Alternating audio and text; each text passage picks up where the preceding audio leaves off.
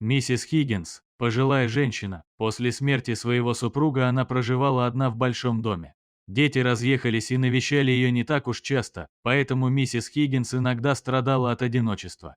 Единственное, что ее выручало от тоски, так это ее сад, в котором она любила работать и наводить красоту.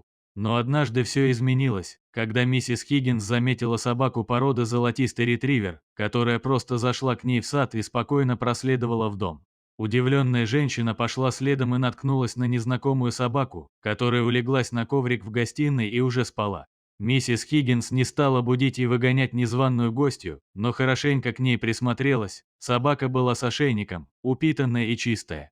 Это означало, что у нее где-то есть хозяин. Женщина вышла на улицу, чтобы посмотреть, не ищет ли кто-нибудь беглянку, но нет, на улице никого не было, и миссис Хиггинс вернулась в дом. Спустя 1,5 часа собака проснулась и, как ни в чем не бывало, просто вышла на улицу и исчезла в неизвестном направлении. Озадаченная женщина так и не поняла, а что, собственно, это сейчас было. Впрочем, паниковать женщина не стала и просто продолжила работать в саду.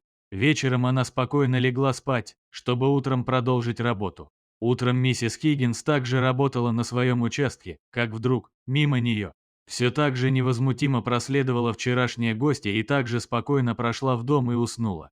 Женщина была поражена, но снова не стала будить собаку, дав ей выспаться. При этом женщина даже приготовила печенье, чтобы угостить Песеля. Как и прежде, ретривер проснулся через 1,5 часа, съел предложенное печенье, дал себя погладить и снова покинул дом. Так продолжалось несколько недель, и миссис Хиггинс решила узнать, чья это собака, которой она уже дала имя – Сахарок, и знают ли ее хозяева о том, что пес приходит к ней спать. Она написала короткую записку с этим вопросом и прикрепила ее на ошейник собаки. После этого женщина просто ждала следующего дня, когда собака вновь придет.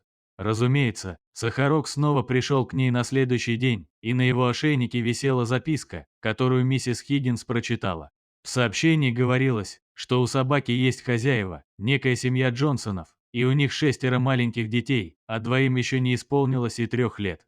Миссис Хиггинс это невероятно рассмешило, ведь стало многое понятно.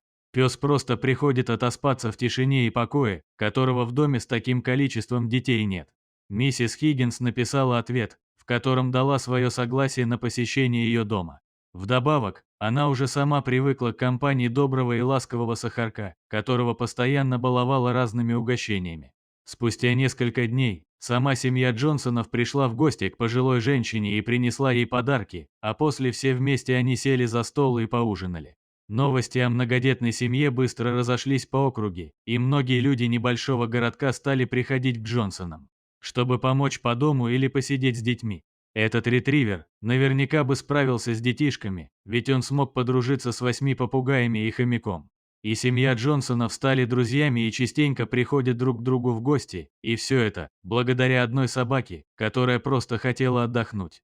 А как бы вы отнеслись к таким визитам незнакомого песеля? Выгнали бы или позволили отоспаться? Кстати, хорошо, что миссис Хиггинс проживает не во Флориде, там совсем другие зверьки в гости заходят. Пишите свои ответы в комментариях, ставьте лайки смышленному Сахарку, делитесь с друзьями и подписывайтесь на наш канал.